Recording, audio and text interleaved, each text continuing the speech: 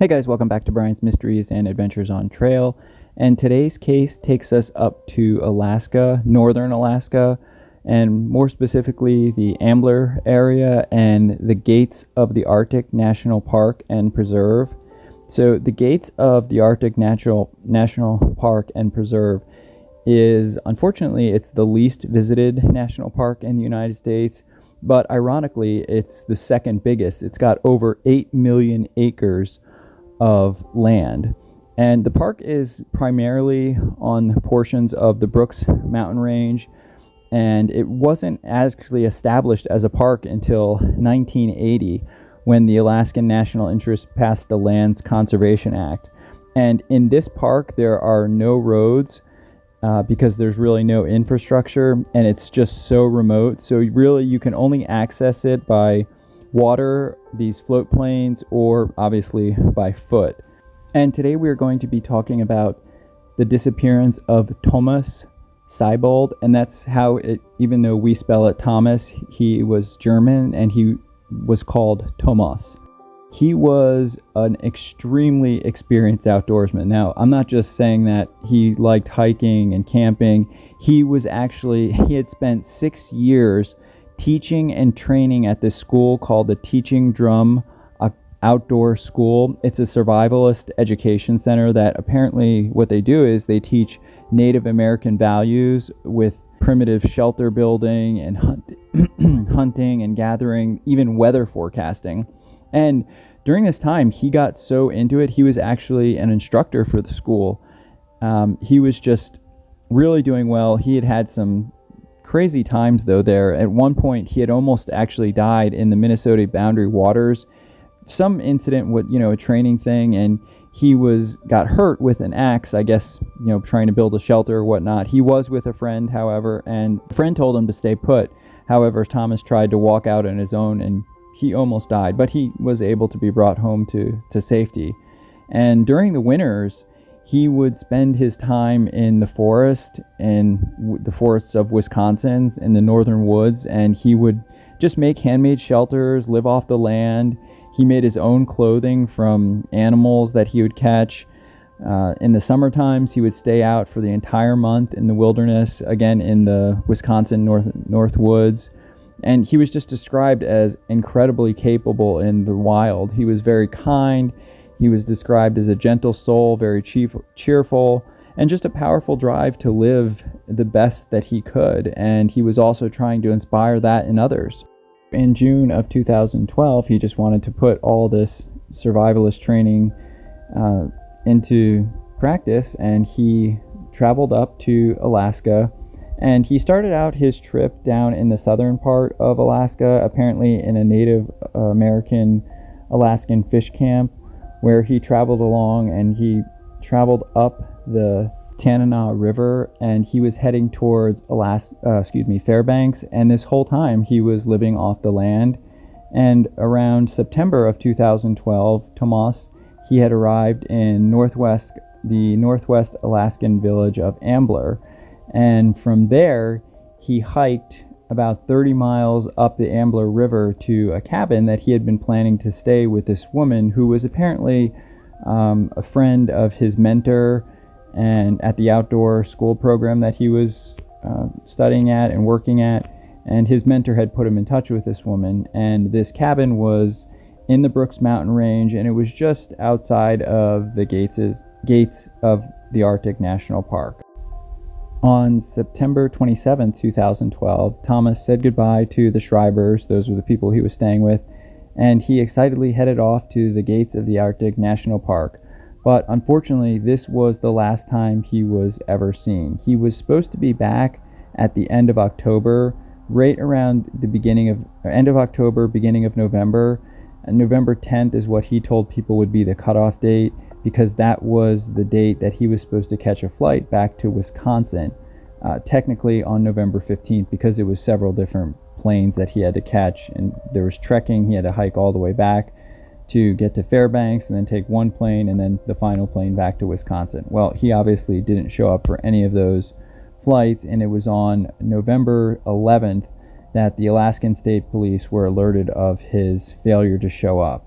So originally they started out their search around the Ambler River because they thought he might have built a base camp there. However, there was no sign of him there, so they moved up to the Ulianiak Creek. I think I said that right. And they were searching in that area. The search was headed out by Sergeant Dwayne Stone, and he thought that they would probably find him because this guy was very experienced. I mean, he had been hiked up in different areas of northern Norway in temperatures below 25 degrees Fahrenheit. Thomas obviously had much more training than the average person, much more survival skills. I mean, he knew how to build snow shelters. He knew how to make fires without matches, and he knew how to navigate without having a compass or a map. So, but unfortunately they still hadn't found him, but they did find his journal in the cabin that he was staying at. So they read through that, and it really just outlined what he had planned to do. There was no evidence that he had ever come back to the cabin. He just talked about cleaning and preparing wood when he did return to the cabin. So that to them meant that he was planning on coming back. This wasn't something like he was running off or something like that. They found that he took all his gear with him, including all his weapons. And unfortunately, though, the search was hampered. The weather was insane. It was minus 23 degrees Fahrenheit. And up in Alaska during that time, the daylight hours are very short, plus the remoteness of the area. It was just, for SAR up there, it's really tough. I mean, they couldn't use snowmobiles because part of the search area, there wasn't enough snow to get through that area on snowmobiles. So they had to use on foot, they had to use aircraft, and that's a struggle when you can't even use certain things. Now, they were able to get a plane, a Piper Navajo, which is a 6-seater, and that was nice because they were using smaller planes. This gave them the ability to have 4 different spotters over their flybys, but unfortunately they just don't have the manpower. And it's crazy when you're searching 8 million acres of just vast nothingness. I mean, there's no roads, but on one of the days they did find a circle apparently drawn on a gravel bar around 8 miles north of Ambler, and they thought maybe that he had put that there as part of an SOS, so they sent a team down to look around, but they didn't really find anything more, and they figured that was probably more that Thomas left as an indication for where he might have left provisions. They sent more teams down there a few days later, but they took more pictures and they just found nothing. And after 6 days of flights and all kinds of ground searches, they eventually suspended their search on November 24th as the temperatures got to the low minus 30s. I mean, can you imagine that? I can't even imagine how cold that is, but apparently people up there are used to it and they know how to deal with it. And Thomas was extremely well fit for surviving the outdoors, and his family, even after the search was called off, they had done research and found out about other people that had been saved after surviving, over a month in these type of conditions with similar survival training that Thomas had. So they actually hired their own private searches and used different pilots and private people that knew the area to help kind of do tracking and that kind of thing. The Alaska State Troopers eventually gave over all of the evidence and the belongings that they had found that were left behind to Thomas's kin and his friends and family. They started doing their own investigation, and apparently there was a map that Thomas had left behind, and the portion of the map that was missing had possibly indicated that he wanted to explore the various the headwaters of the Redstone rivers along with the Ambler. And apparently he had been reading this book called The Last Light Breaking by Nick Jans, and he had also, there was a part that was very well worn in that book, and it described a very traditional Eskimo route that was apparently through these headwaters, and apparently Thomas was very excited to try and explore and adventure in some of these areas. However, he was a very smart man, and after the family talked to some of the local people that knew this area, they had reported that the area had received an abnormal high amount of rainfall, and Thomas had built a raft that he was presumably going to use to raft down the Ambler River.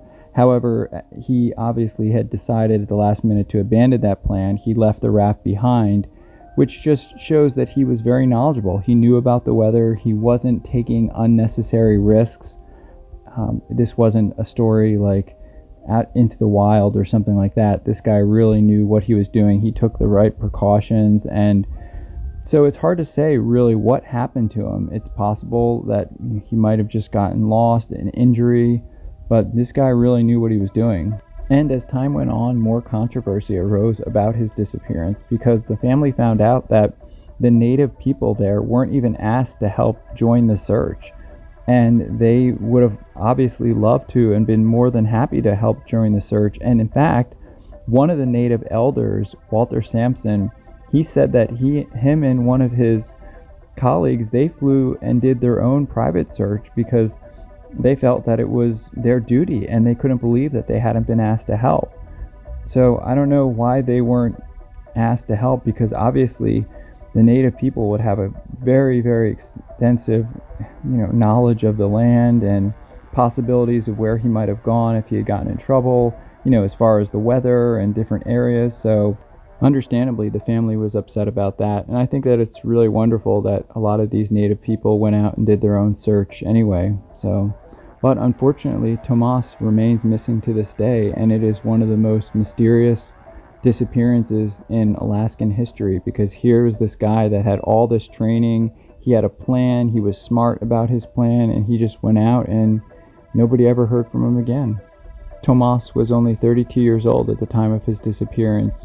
He's roughly 6 feet tall, about 165 to 170 pounds. He's got reddish blonde hair and green eyes. And unfortunately, he was declared dead in 2013. However, the case remains open and unsolved, and the authorities are still on and off investigating what happened to him. And the natives in the area are still always on the lookout for him when they are out. So let me know what you guys think about this case and your theories and thoughts on it. I want to thank everybody for watching, as always. Special thank you to co.ag for providing the background music, and I will see everybody in the next one. Take care. Hey everyone, thanks for sticking with me till the end. For those of you that asked me about sending a calendar abroad, I did go to the post office today, and I spent like 20 minutes there, and unfortunately, the cheapest, I don't know how I can do it for less than $30, but the cheapest shipping I could find was like $20. So either way, it's going to be tough, but I'll do it for anybody that wants to. So if you are in another country, it's going to be $30, and I can send more information. But basically, they told me that the cheapest it would be able to be done for would be like $16 or $20, depending on the country. So I don't know if that's something that you're interested in. Definitely let me know, and I'll get a calendar out to you. I'll keep trying to figure out a cheaper way to do it if you live abroad. And I'm sorry about that. I spent literally almost a half hour with them this morning trying to figure it out.